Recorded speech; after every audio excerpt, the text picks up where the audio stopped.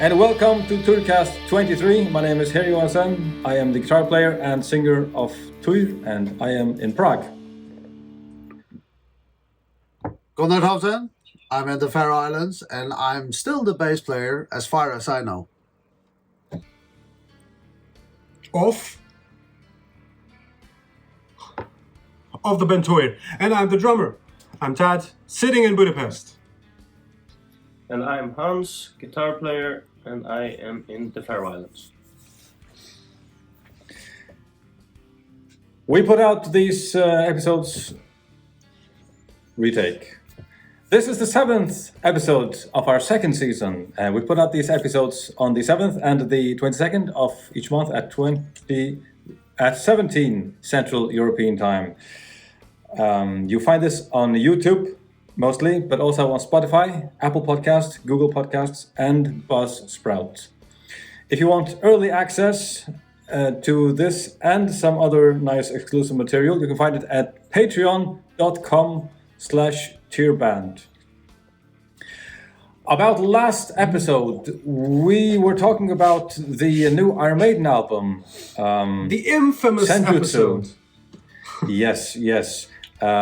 There were a lot of people who agreed with us. There were some who thought we were a bit harsh. There were some who disagreed with us violently, well, desperately, vehemently, however you say it.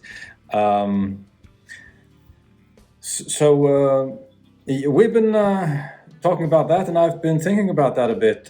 When you review something like art, there's not a yardstick that you can use. It's all about taste. Some of it is technical and can be determined subjectively, I think. Like if you're not playing on time, you're not on time. There's a specific tempo, and should be as close as possible to that. The further you are away from that in time, the more sloppy the music is going to be. Maybe it's supposed to be like that. I don't think so. So there are some yardsticks you can use to determine subjectively if the music is well played. And then there's a lot of it that's simply up to opinion, and you can say what you think, but it doesn't really mean much to anyone else. I do think there were quite a few things with this album that can be measured against a subjective yardstick, and it's reasonable to say it could have been a lot better without merely referring to your own opinion. And let's not forget, this is, you don't have to agree with us.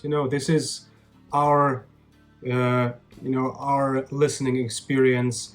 And of course, we have to take into consideration that there are some albums, and actually Senjutsu is one of those, which you might want to listen to for 5 or 10 times and then reformulate your opinion, because maybe there were some things you didn't recognize before that. But it is this was our take on that album after listening to it a couple of times, and this was our takeaway from those listening experiences.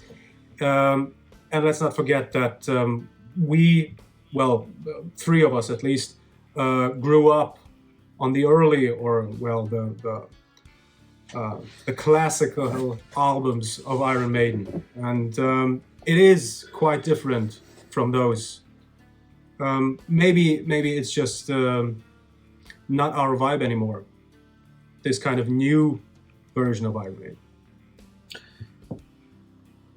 Yeah, I don't know about that. I think in general we didn't ditch them as such. As far as I remember, none of us said it was a lousy writing. We said it was not very well made arrangements. And, bad production. And bad production sound-wise as well. And I saw somebody wrote that they were glad that Iron Maiden do what they do, because they're supposed to sound like that. I still think that you should improve on improve the quality of the sound. You will not change the sound of our Maiden because you I don't think so. use No, a better you're quality. absolutely right. You're absolutely right. So this is should not be viewed as that. This was just, yeah, we had our opinion on it, and I'm not gonna excuse for that opinion because that's what it is. I still They should like our Maiden no matter what. So All of us do. I think they should. yeah. I think they should use Andy Sneap for the production, just as Judas Priest has done. I think Judas Priest's last album sounded great. Absolutely. Yes. It would be Okay. it would be nice to hear them try something different for at least just one album. I mean, what do they have to lose? They're certainly not going to lose any fans. No. That is true. That is true. I did look up the producer. His name was Martin Birch, the old guy who made the classic albums. The old You guy, yeah. mentioned him. Yeah, you mentioned him, Gunnar. Yeah. He did The Number of the Beast, and he died last year in August at the age of 71. But he retired already in 1992 after he produced Fear of the Dark. Fear of the Dark, And he yes. did nine or 10 of their albums. He has been an incredible producer, there's no doubt about that.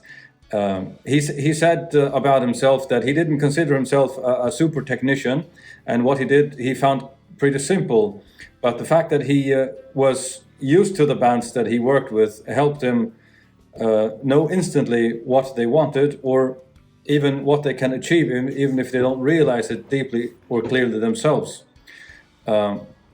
So even if he wasn't a musician, he clearly had some understanding of music and the musicians, I should say, and what they could do. And I remember reading something that Bruce Dickinson wrote about recording by the Number of the Beast, and he said they re-recorded that one scream 100 times, the one at the end of the start, where he does this long scream that falls in pitch. And Yep. they did it so many times, he thought, what the hell's the point with this? And Mark kept saying, no, one more take, until they had the perfect one. And if Bruce Dickinson himself says he can't see the point, then, when they're left to their own to produce the album, I think you can imagine, and also hear, I think, on the latest few albums, that they will settle for less perfect takes than Martin Birch would have. Anyway, So, It's it's a little bit like being at the gym. If you go on your own, you do what you have to do. This is fine. I broke some sweat and now I'm a bit tired. But if you go there and have your personal trainer with you, who sadistically forces you to do one more, come on. it might very well be something very similar. Yes. I think it's it is always good to have a professional like. Hey, it's like when we're on tour. When I go jogging on my own here, I have quite a bit of mercy on myself. But when I'm competing with you jogging on tour, it's a completely different story. Yep. And there it is. Definitely. I Anyway, just we think it wouldn't hurt, and it would be very interesting to hear a better sounding Iron Maiden. And it could easily reinvent themselves as a Yeah. band like that, and that's not meaning changing what they do. I actually Just really sound like. wise. I actually really like the idea, Hans. What you said that Andy Sneap would be a Yeah. perfect match for them. I mean, just imagine a new Maiden album sounding somewhat like Firepower of Yeah, Judas it would be Priest. I mean, amazing. that would be quite something. Yeah, exactly. It was a good album. I thought it looked much better than it sounded. Although it did sound good. The cover of Firepower was just really something. Nice. Yes. Well, I loved it. Everything about it. Really good album. One other thing, we were talking about their age. They're in their early yes. 60s, Iron Maiden, except for Nico McBrain, who's 69. Mickey D is only 57. He hasn't been working out. Whereas Tommy Aldridge is 71, and he looks great for his age and plays well also. He plays really well. Yeah. I'm sure Mickey D plays well too. Oh yes, Mickey D is a great yes. drummer. He's We really had great. the chance of seeing them at some of the concerts we played with Motorhead and stuff like that. I saw him live. Wow, a beast. he's a beast on drums. I mean, he's one of those old drummers that really hit those drums with force. And the same with Tommy Aldridge. Yeah. I mean, they really hit those drums. It's not tickling them like many of the modern drummers do. It's with force, and I love that. One of the best ones I've seen live was Bon Jovi, the drummer Tico Torres, I think is his name, and he was. I never thought about it on album. Of course, you can't see him playing that much, but seeing him live was just like an animal. It's really impressive and good showmanship. It's hard to do from behind the drums. Oh yes, that was very impressive. Yeah. Just one more thing about the album review. I think we could maybe sometimes do it again with other new or fairly new albums. So maybe we could ask for some suggestions from the listeners and viewers. Someone suggested the new Halloween album. Yeah, for example. How new is it? Do you know Gunnar? I have no idea. I didn't know that. I haven't been following. But No, I me love neither. Halloween by now. Checking it now. Halloween full album. That's a really... June 18th. Is that might be This correct, year? right?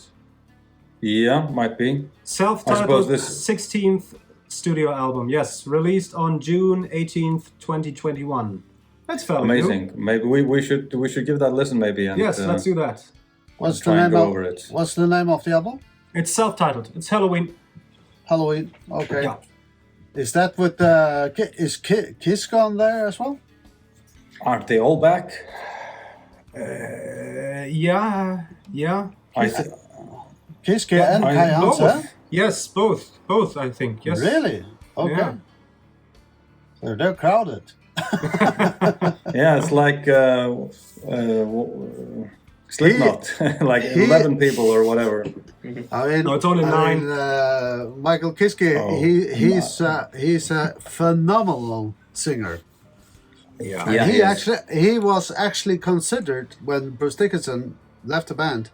He was actually considered as a singer for Iron Maiden, which they No. should have taken him, but They wanted a UK guy, Limey, right? Understandable, but Yeah. I I'm think sure there were better guys. I don't know. I think even Devon Townsend had been considered, or for Judas Priest. I don't Really? know. Either for Priest or from Iron Maiden. I think one or the other. He was in the talks, but maybe I that's just can imagine urban Judas legend. Priest rather. Yeah, probably. Might be. I might confuse this. Yeah. But anyway, hey. Did you realize, Gunnar, we have been doing this podcasting thing for a year now. it's amazing, huh? On October 7th last year, we put out the Týrcast number 1. Unbelievable. The only Yeah. thing that has changed is now I don't use any gaffer tape to hold all this equipment up. We should have some anniversary Push my button. fanfare. Come on. Oh, I will shake Wait. I will shake the puffin. Perfect. All right. I got nothing. So I listened to the first one a few times, and it wasn't as bad as I thought immediately after that. But it was pretty slow and tame compared to some of the other ones we've done. I don't know. It's difficult to get used to talking to a camera. It is. It's easier when we talk directly to each other here, but still, I don't know. Difficult to get used to. It gets easier. Yep. Something I wanted to bring up. Where did you dig that up? What was that?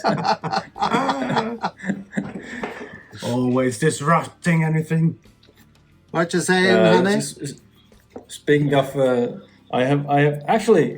Speaking of, I have this old microphone bag with me wherever I go, especially when we're on tour, and I have nail clippers in here and a nail file, because it's very important when you play guitar that your nails are in good order. So don't call me honey. So, I read the news. I read the news a lot, and I read the Danish, Norwegian, and English, American news. I like to keep up just to see if there's anything interesting every day. And the other day I saw on Danish news that they dug up a gold hoard that had been buried in the year 536. The largest gold find from medieval times in Denmark ever. Well, actually, that's pre-medieval. That's, did you say a gold whore or hoard? Yes, a gold whore. She was hoard. It's like brackets. What do you call them? These huge coins actually made to wear around your neck on a bracelet with runic inscriptions. Nowadays, you call it a bling. Yeah, yes, it's back in style in the hip hop community. 1500-year-old blings found in Denmark. Beautiful. This was found close to Jelling, which was a Viking Age power center in Denmark. We played there. Did we play in Jelling? Yes, we played in Jelling Festival. Oh, right. Oh, man, that was one of the first festivals we ever played. Maybe the first. That's a long time ago. Wow. Yeah, that's probably right. Yeah. Yes, I remember that now. But I didn't. We didn't go to the village then. It's yes, we did. We did. Oh yes, I did. I have a picture of myself with the stone with all the that you ruins mention it, yes. Now that you mention it, yes, we did. My God, you have a good memory, or I have a bad one. I just a bit of both, maybe. Just happened to remember that. There was an old guy who bought a metal detector. A guy retired, just interested in archaeology, and he asked his friend if he could look through his field. And he'd been looking for a few hours when he found this. It's incredible. So he made a picture of it, sent it to the museum, and they said, "Wow, you can sell your gold detector now, because you're never going to find anything like that again." Probably. So it will be put on display in somewhere around Vejle in the museums they have there in early next year. I'm definitely going to see that. It's amazing how many Viking sites they have in Denmark. It's quite a lot.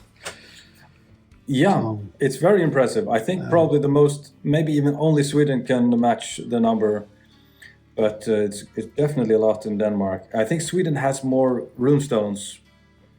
Okay. I didn't count. Anyway, there's. I've been to several places where it's been like they were usually formed like a compass, almost like a small village. Yes. Very interesting to see. it's basically just a circle that's left of it, and you can see there's been a road. I don't know. North and south, east and west. It's like exactly. a circle with a cross through it. Mm-hmm. Yes. So I've been to quite a few of those places. And very common in Viking times. Yeah. So in the Faroes, they've not found anything like that so far as I know. But I also saw on the Faroes, I heard an interview with someone who works at the university that there are 3 known Viking graves in the Faroes, but digging through archives, they found 5 more that have not been excavated, that were found before there were any archaeologists in the Faroes, and these are likely Viking graves that simply have been found by accident and then thrown away because that's not what they were digging for. For example, in Sweden, which is one of the small northern islands in the Faroes, in the late 1800s, the farmers were digging out to build a barn, and they found a stone standing up on top of a mound they were digging away.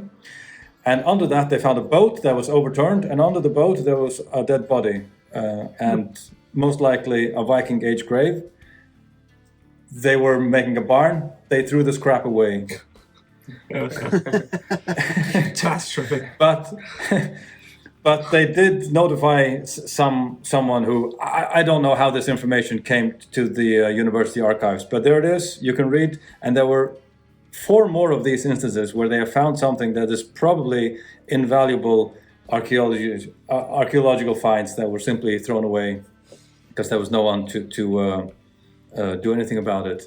It's extremely sad to read. Did they ever find any kind of burial objects in the Faroes, in these graves? Yes. There were in this specific one. There was what do you call it? Ljósastæki, a candle holder. Like a candelabra. And yes, and a tool to spin yarn with. And in other ones, there have been ornaments, for dresses, pin to hold the cape around your body, and I think one of the largest gold hoards in the north has been found in Sandoy.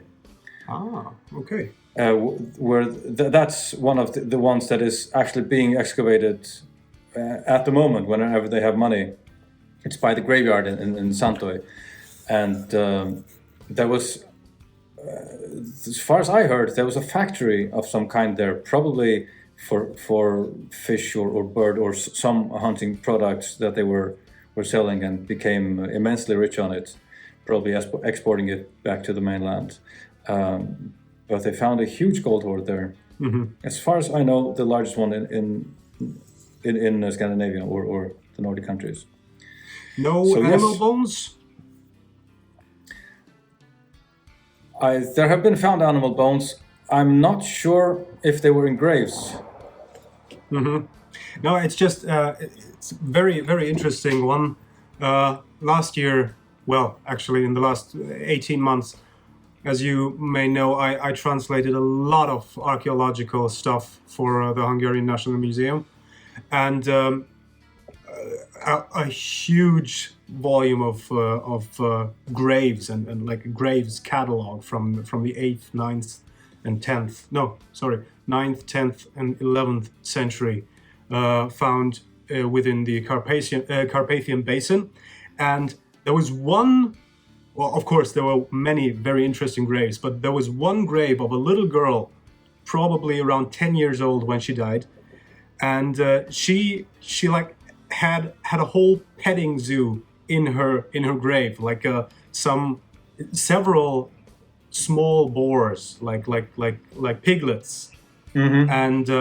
and a horse, and maybe even a dog, and a deer as well. So I mean that's really one of a kind, and since then it always pricked my mind. When there are artifacts or tools in the grave, or animals even along with the human, it's a giveaway that it's a pagan, non-Christian burial. I know, but that's one of the methods to date it, or at least decide if it were pre or post-Christian. Definitely, but you know, usually these burial objects, if those were bones, then they were mostly like food offerings for the fallen or for the dead, for their, you know, for their transfer to the world beyond. But in this case, it was definitely these were whole skeletons of the animals, so they were definitely not left there as food offerings. So that was the really interesting part of that particular. They were for the little girl to play with when she got to Valheim. Apparently, yes.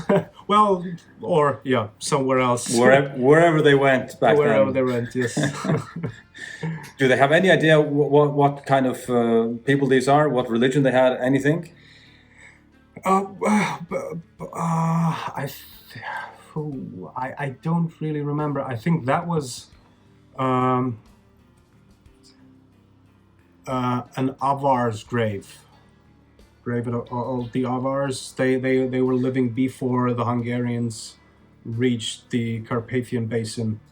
They were living there, but some theories say that with the arrival of the Hungarians, they were chased out or just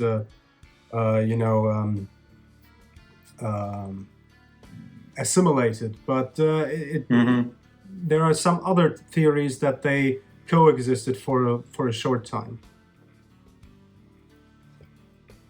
So but they were pagans because Hungarians became Christians around the beginning of the 11th century.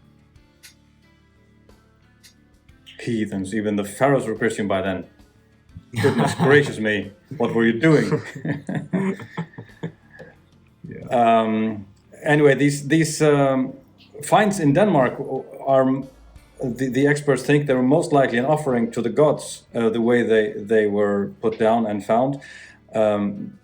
Around the year, when was this, 536, there had been 2 quite bad summers in a row. So they may have made a sacrifice to the gods to get a better harvest next year. Mm-hmm.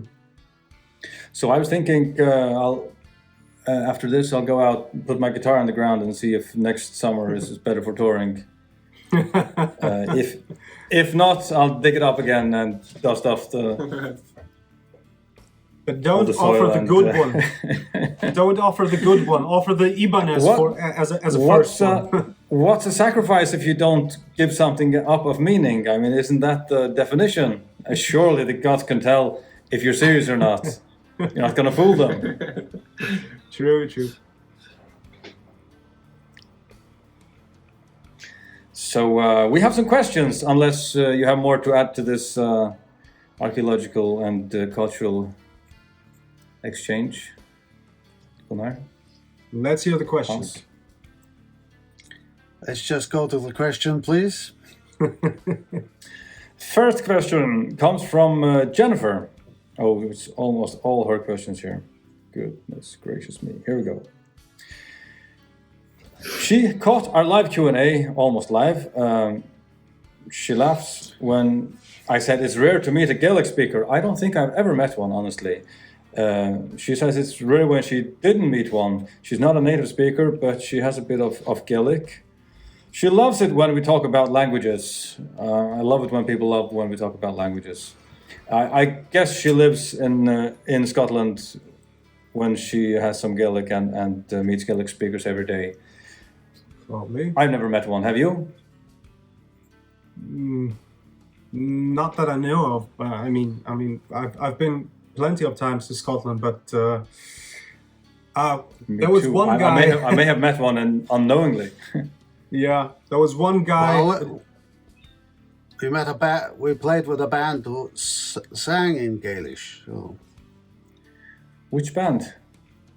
Runnerig. Oh, I didn't have time. I just shook one of the guys' hand, and I had to run off. Yeah, I remember that. Oh, I met one. Fancy that. Okay.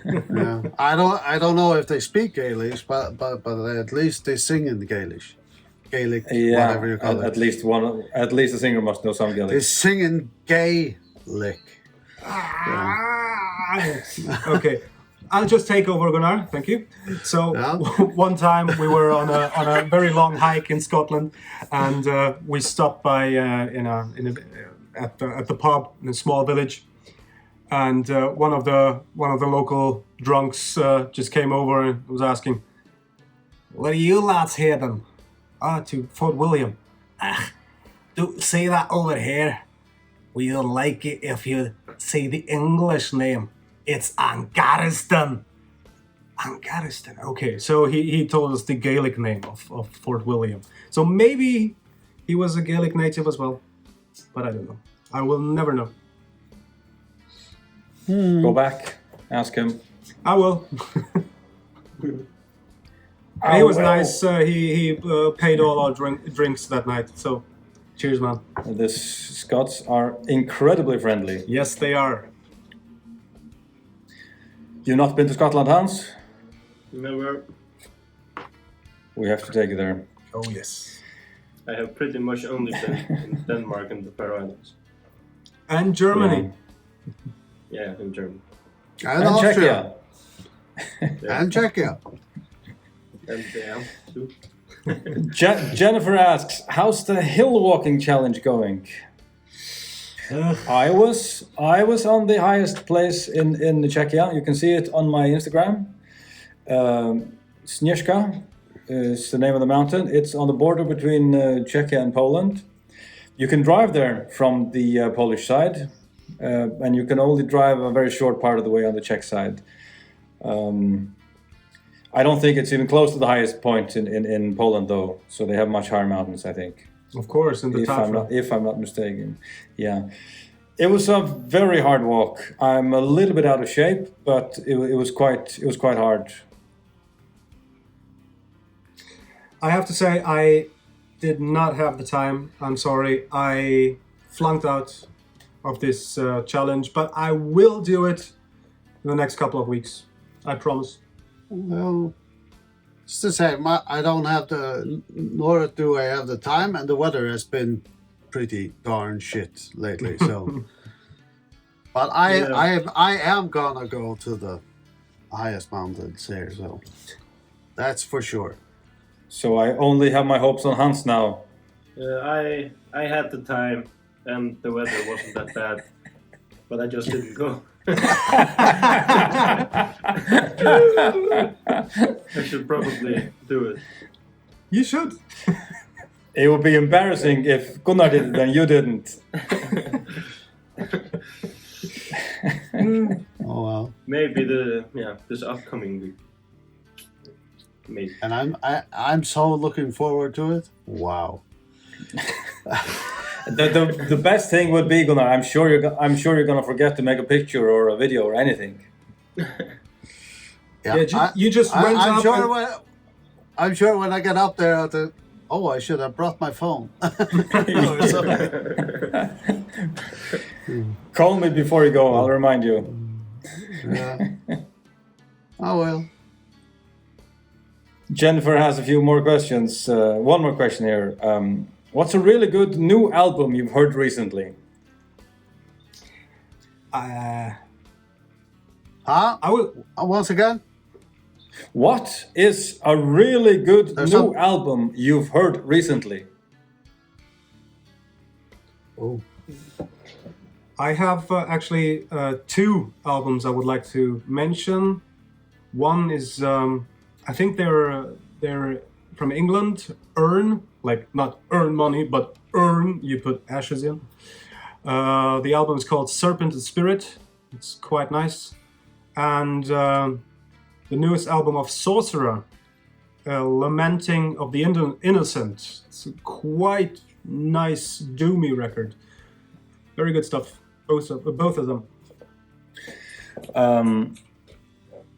I really like the new album by Mishkur, Danish black and folk singer, Amalie Brun. It was released last year in March. It's called Folkesanger, and there are mostly folk songs in Swedish and Danish, I think maybe some Norwegian, and some of her original compositions in the same style in English. And it's just absolutely beautiful music. It's like something like Enya if she were from Denmark or Scandinavia. And extraordinary singing and songwriting. Very relaxing and nice to listen to. I can only recommend it. Myrkur, Folkesanger. I got nothing. I haven't listened to anything lately of new stuff except from the new Maiden album, and we do not need to Go back go there. any further. Go Let's back not. there. So I have nothing. Yeah, for me, the newest album I've heard is by King 810. It was late last year, so I think that's the only one I got. What's it It's called? a great album. AK Concerto number 47, 11th movement in G major. That's the album title. Whoa! But it was a great Nice. album. What kind of music is that? Very. Some say nu metal, but I think they spanned over a lot of genres. Great music. Everything from hip hop inspired metal to classic nu metal. Cool ballads. I'm sorry, you lost me there. Just listen to it. Look it up and listen to it. I actually listened to it after very creative. after you mentioned it quite a few times now, Hans. I tried to give it a listen. It wasn't horrible, but I'm sure I only listened to a song or two. I would like to look into it a bit more. It was not immediately what like five, kind. Send some links to this thread. Well, I have often showed friends like 5 different songs that I know are very different, and no one expects that it's the same band because it's very different genres, different. Yeah. It's amazing what they can do.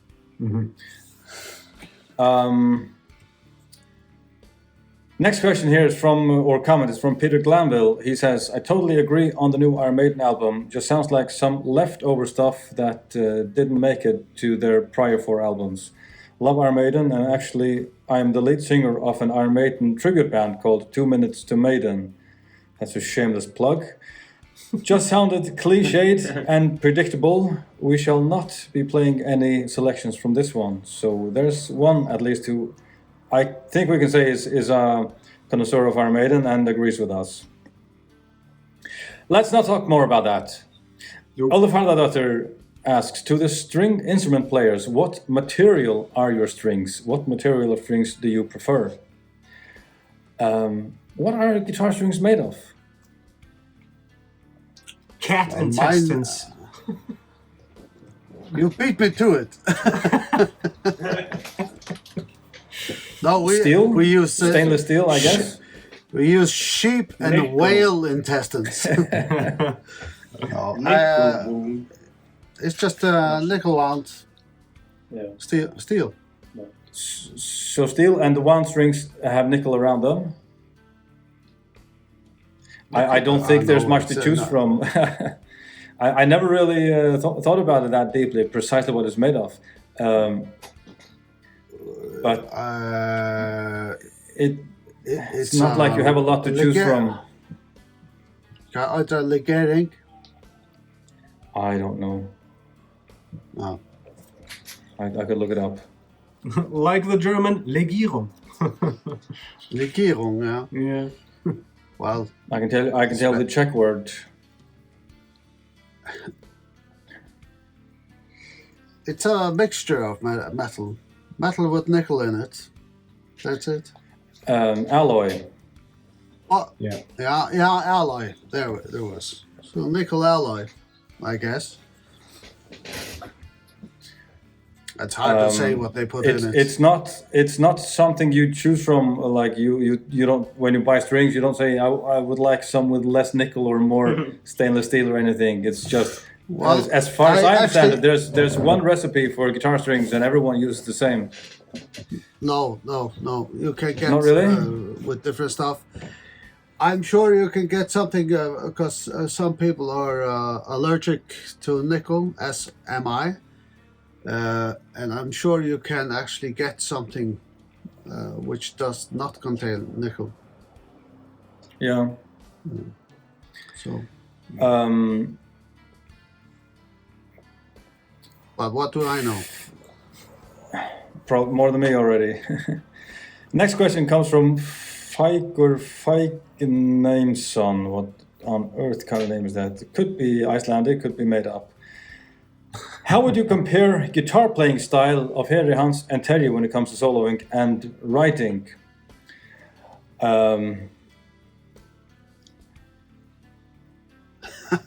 Beats me. How would you compare the guitar playing styles of Hans, Heri, and Terje when it comes to soloing and writing? I'm not sure I can. Oh crap! I'm gonna run out of battery here soon, so we have to cut this short, I'm afraid.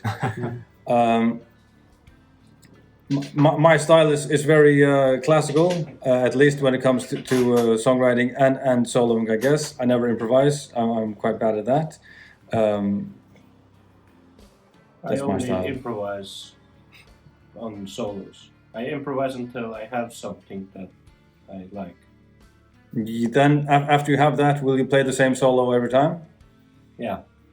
Yeah, same as me. I guess composing a solo is kind of improvising until you find what you like. Yeah. Some guitarists will play a different solo every time. I never do that. Maybe in Terje's case, he was more, or his playing was more riff centered. Even his solos, it was more the chugging than the melodies. Yeah. I think you can say that. I'm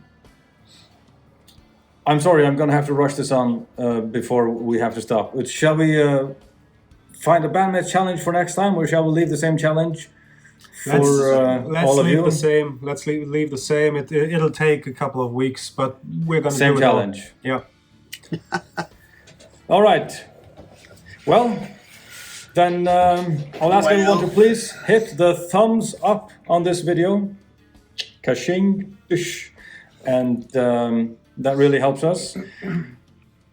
You can find me on YouTube, where I'm youtube.com/HeriJohansson. Drummer Tad is also on YouTube. Well, Thaddeus is Drummer Tad on YouTube. I will put a direct link to him and to Hans.